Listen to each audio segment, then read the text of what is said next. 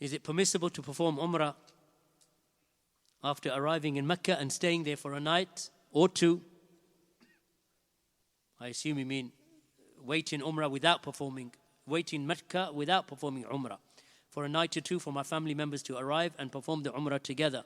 Yes, it's permissible. It is permissible to delay the Umrah for a reason. It's possible, like for example, if you have an elderly mother that you are caring for, so your mother is in Ihram and you're in Ihram, so you wait for your mother's health to improve so that you can perform Umrah together for whatever reason. So it is allowed to delay, but you are still in a state of Umrah, so therefore you're not allowed to violate any of the rules of Umrah. Wallahu a'lam. There is a red food dye called carmine.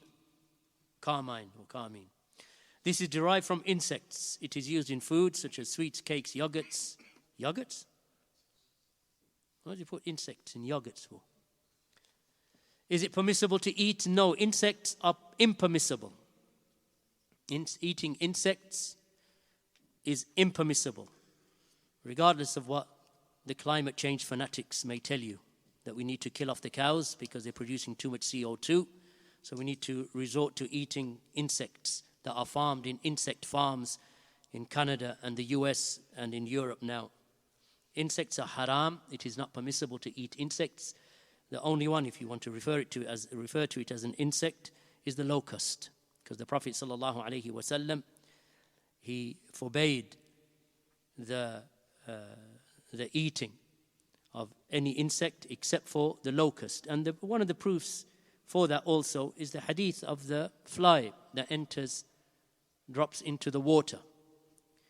That it is obligatory to dip the fly in totality, because on one side of the fly there is the disease, on the other side there is the cure, and then to discard it. And then you may drink your water. So the insect, that is one of the proofs that the insect is not allowed to be eaten, as well as the fact that the insect, it cannot be slaughtered either. Allah's Messenger sallallahu alayhi wasallam, that he permitted the eating of 2 dead creatures. And the 2 dead creatures that are permissible to eat is the fish and the locust. What do we mean by dead? Meaning that you don't have to sacrifice them. So you don't make zabh of the fish.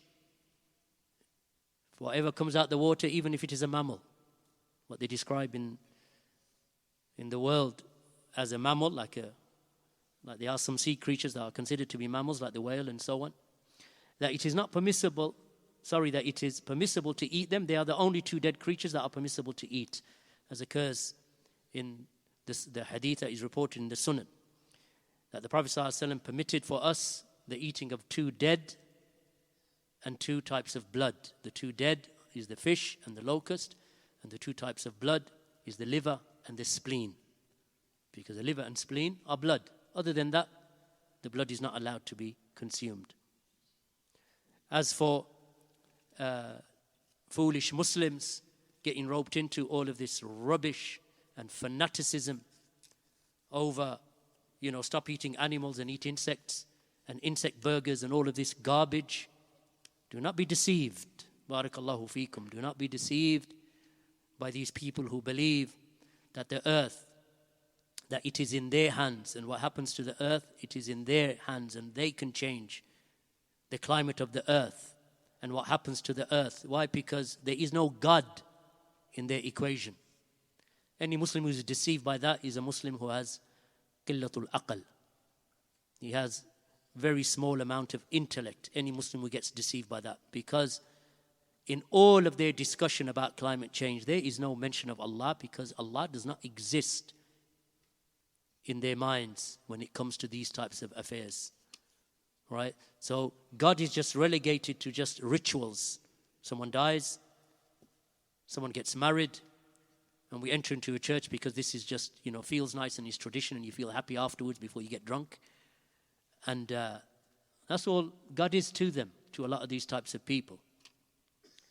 So There are many people in many of the religions who are trying to revive tradition. And this is the battle that they face. So don't be deceived. Barakallahu feekum.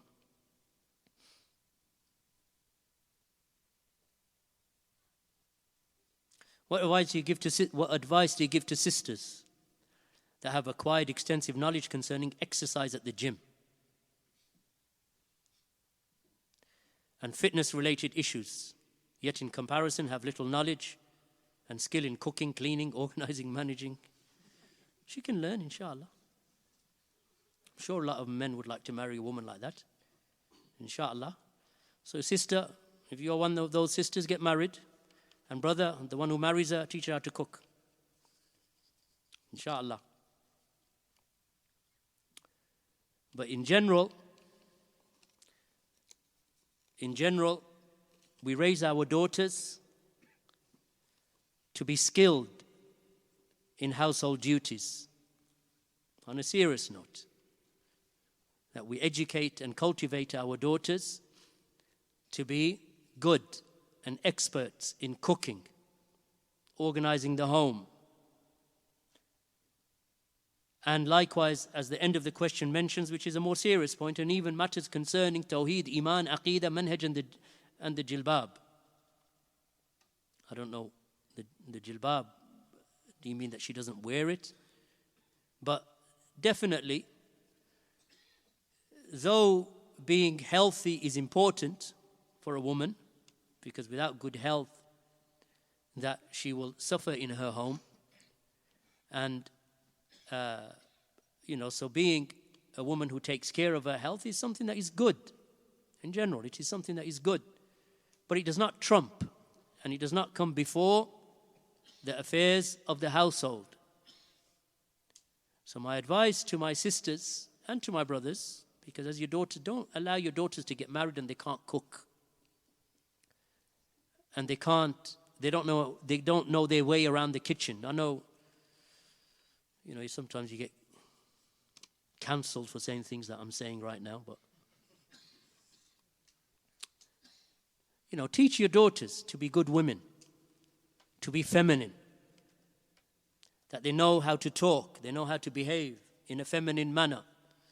Don't turn your daughters and give them the characteristics of men. Don't make them masculine. Masculinity is for men, femininity is for women. So make the girls feminine. Teach them feminine things. Teach them how to talk properly, how to behave properly, how to talk in front of their father, in front of their brother. Likewise, the men, and teach your sons how to respect women, how to give them honor that they deserve, because a man is stronger. Men are stronger than women physically. So since men are stronger than women physically, it is easy for a man to overpower a woman and take advantage. So we must raise our sons not to do that to our girls.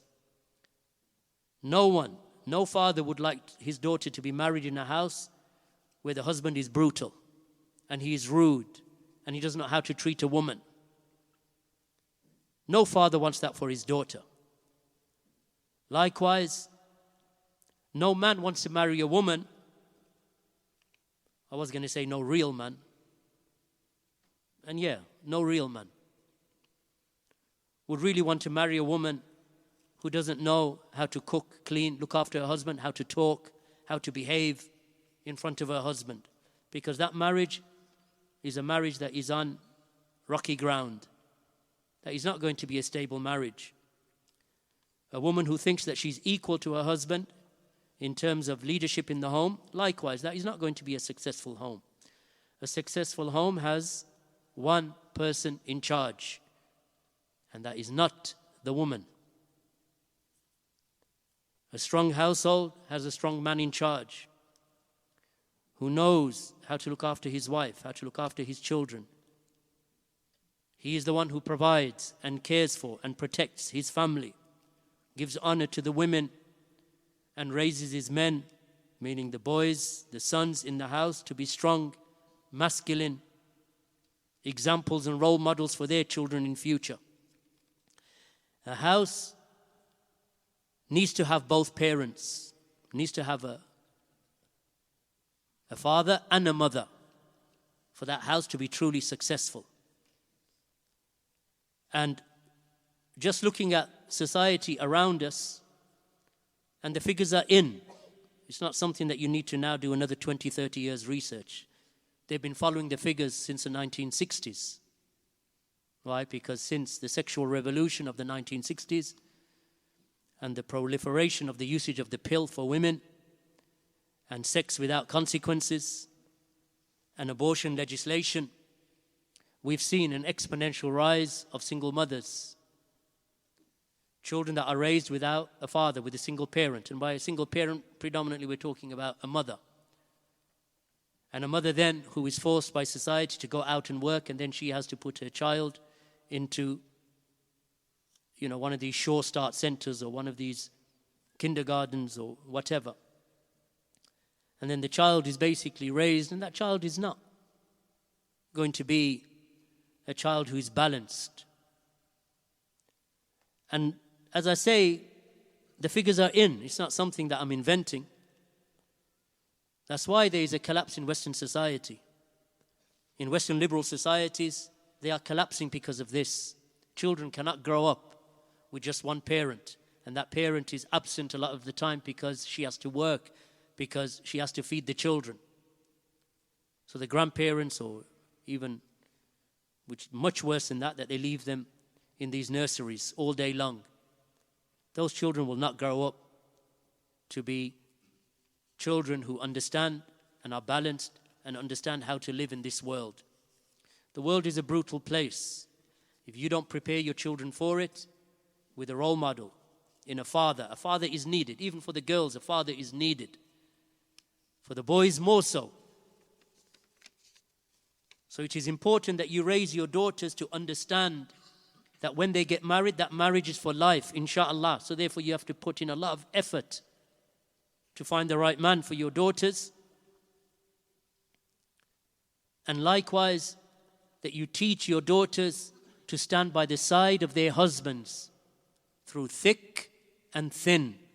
Once you marry that good man, you need to learn how to hold on to him. And it is not by answering him back and arguing with him every time he comes home from work, when he spent the whole day working, and he puts food on the table, and he pays the bills, and he comes home, and the first thing that he hears is an earful. So raising our daughters to teach them to be good wives. And the way that they're going to be good wives is because they've seen the good example in their mother. But if the mother wasn't good to the father, then how good is the daughter going to be to her husband? So these things are generational. What if there's no father? She doesn't even know how to deal with the man who's in charge. Because all her life her mum's been in charge.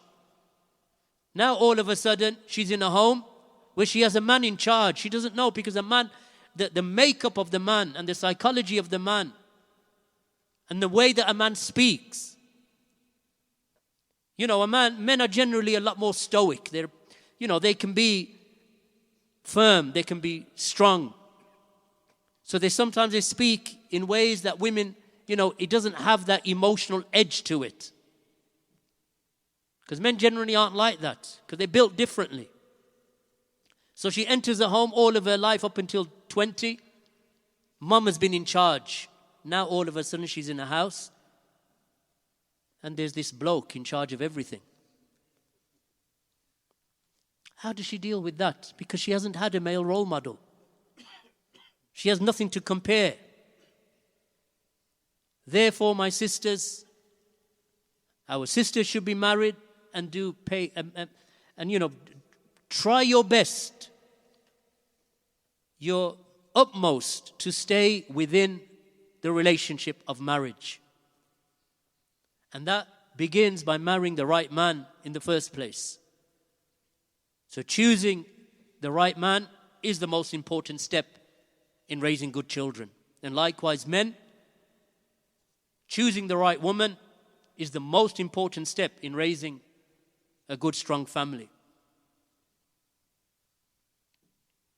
A sister is concerned for her 13-year-old daughter who appears to be losing her interest in Islam. Her father is not a Muslim, and she spends time with him and his family. Her mother home educates and does what she can to teach her the religion. Please advise her. Well, up until you can get out of this country, which is what I advise ultimately, that you get out of here, because the environments that you're living in, especially for people who have embraced Islam, reverts into Islam. The environment is not good with your relatives, especially when your children are born, and then you find that actually that your children are being pulled in different directions. And likewise, it can happen even in Muslim families, but the threat of non-Islam is less in Muslim families, almost unheard of. So what do you do in this situation that her father is not a Muslim? Bring her to every single lesson in the masjid. Treat her nicely, treat her well. And bring her to the durus so that she considers this to be her community. This masjid and those people in this masjid are her family.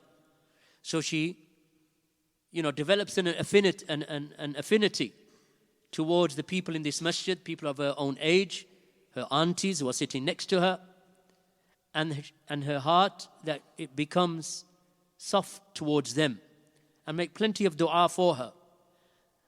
And I would also say, if you're not married, my sister, and you have this 13-year-old daughter, get married. And marry a man who will take you out of this country. Even if it means that you marry a man who's a Moroccan, an Algerian, an Egyptian, a Somali, or a Pakistani.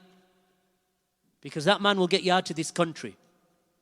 Why? Because he already has a country to go to. So therefore, and I've said the same to brothers who come from a revert background or a convert background. Marry a sister who's a Somali or a Pakistani, or a Moroccan, or an Algerian, or an Egyptian, and so on, or a Yemeni. Marry a sister from that background, and she'll get you into that Muslim country. And there's no harm in this, because a relationship between a man and a woman, each of them offer them wasa'il, offer them means. Each of them is a wasila to something. Right? So you marry a man, he will strengthen your religion. If you marry the right man, you marry the wrong man, he'll destroy your religion. That's why looks aren't everything. Looks are not everything. Right? So after the religion, look at the man's strength as a man. Does he have honor? Will he be able to protect you? Will he defend you? Make sure that he's not known for being rude, and he's not a person who abandons the durus. Choosing the right man is important. Those sisters who chose wrongly in the beginning, you've learned. We can't do anything about that. That's just the qadr of Allah. So that experience that you have, that chose the wrong man, he was a ikhwani or a tablighi, or he was just a fasiq. So you chose the wrong man, or that he changed. That's just the decree of Allah subhanahu wa ta'ala. We can't do anything about that. But those of you who are still to marry, or those of you who are divorced, your next choice should be a good choice. He doesn't have to be rich, necessarily, even though, obviously, if he's taking you as a third or fourth wife or a second wife or whatever, then he must have some ability to look after you. But you can't, let's say you've been previously married, like you've said here, that his father's a non-Muslim. So now this sister, if she's not married already, then she has to think about this man that she marries, that he has to play the role, even though he's not the father, but he has to play a role of a father figure. He has to be a mentor and an example for her. And that means obviously that he has to show that he cares for her. So you have to marry a caring man, but not a caring man who's who's weak in his character, but strong.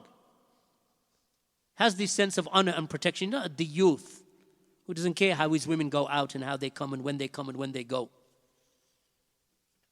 It's important that we understand these affairs within us, because these are affairs that touch our societies.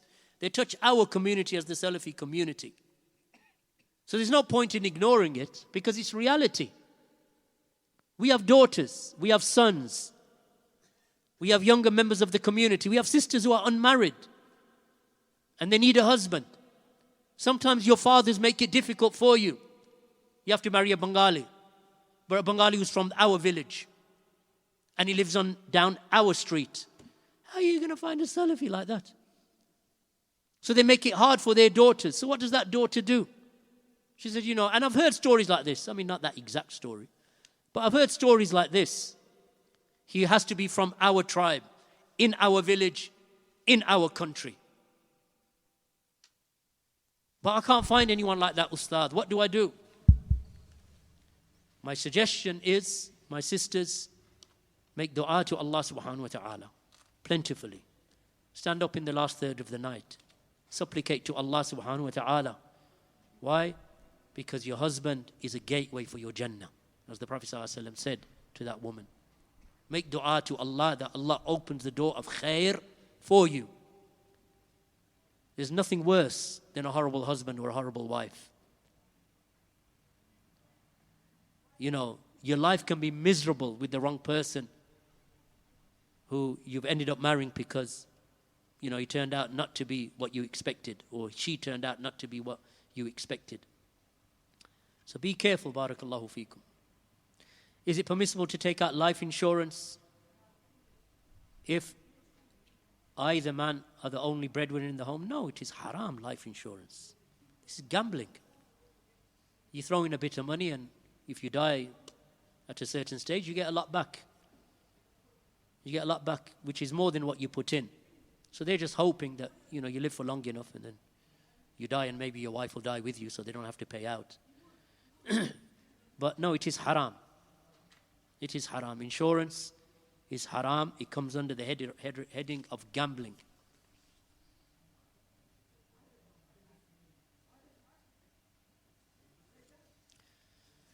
It's a question that that this knowledge that we strive to seek is potent and heavy, but it doesn't have the effect on our hearts that it should.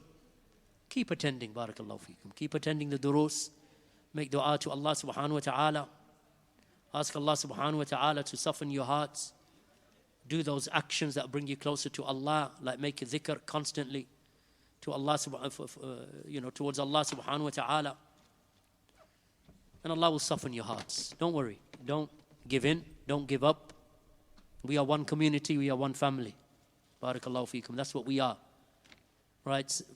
When some of you go through difficulties, it is like our family member is going through difficulties. Sometimes it is easy to help, sometimes it is hard to help. That doesn't change the fact that we are one family. As Salafis, we are one family. Barakallahu feekum. Some of you go through difficulties, you go through hardships. Life is not easy. But when you compare, as I mentioned earlier, when you compare it to what some of the Salaf went through, then actually you can get through the day. You can get through the day. If you look at what Uthman went through, when his house was besieged for days and he wasn't even allowed, he couldn't even go to the masjid to pray. He said, you prevent me from the masjid of Allah. Yet the Prophet ﷺ said, when he said that we need to expand the masjid al-Nabawi, he said, did I not bring gold and I gave it to the Prophet ﷺ? And now you prevent me from praying even in the masjid al-Nabawi? They besieged him. Look what happened to Ali radiallahu anhu. Difficulties. Salaf went through difficulties. Sahaba went through difficulties. So it gives us strength, inner strength, that what Musa alayhi salam went through, what Yaqub alayhi salam went through, what Isa alayhi salam went through when they tried to kill him. Imagine what Yahya and Zakaria went through before they were killed. When you look at some of the suffering of the prophets who came before you and the hardships that they came before you, then you look at what you're going through, then you think, I can get through this day. And in fact, I can get through tomorrow as well. And that's how you have to think. Look at the wife of Fir'aun when she was tortured and tortured and tortured and left out in the sun, and stakes were driven through her hands and through her legs. She didn't go through suffering. When you think what she went through, she doesn't have any feelings. She said, I'm not going to leave the religion of Musa. He was her own husband, did that to her. Fir'aun was her husband. Look what happened to Maryam alayha salam when they accused her. They said, what is this that you've produced? When they saw Isa They said, your mother wasn't known for this type of behavior. What are they accusing her of? Imagine in a society like that. She got through it because she trusted in Allah subhanahu wa ta'ala. So when you look at, the more that you look at events like that and the lives of the pious, righteous ones before us, sister, you can get through the day and you can get through tomorrow. And likewise, brother, whatever hardship you're going through, make dhikr of Allah. Right? As they say, the hardest hour in your life only lasts 60 minutes. Khalas. That's how you have to think about things. It's hard. It's the hardest hour of my life. No problem. It's only 60 minutes. Get through it. And get through the day. And get through tomorrow. And get through the day after. And trust in Allah. Make dhikr of Allah. Make dua to Allah. Give in sadaqah. Be in good company. You're feeling a bit down? Phone someone. Visit someone. We are one family. It's a big family. A few thousand of us. But we're one family. بارك الله فيكم جزاكم الله خيرا والحمد لله رب العالمين وصلى الله على نبينا محمد وعلى آله وصحبه أجمعين.